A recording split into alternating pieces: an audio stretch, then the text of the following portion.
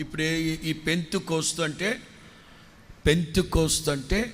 పెంటెకాస్ట్, Greek భాషలో పెంటెకాస్ట్, తలలు పైకెత్తాడు.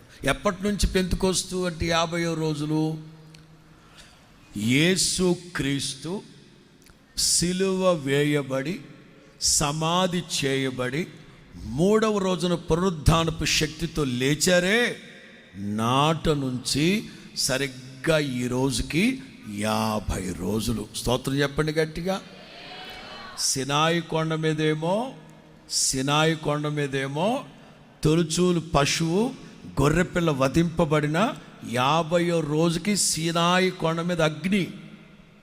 ఇక్కడ యేసు ప్రభు పునరుద్ధానుడై లేచాక, వధించబడి లేచాక సరిగ్గా 50వ రోజున పరిశుద్ధాత్మ శక్తి అగ్ని జ్వాలల వలె విభాగింపబడి దిగొచ్చింది. ఇప్పుడు గమనించండి,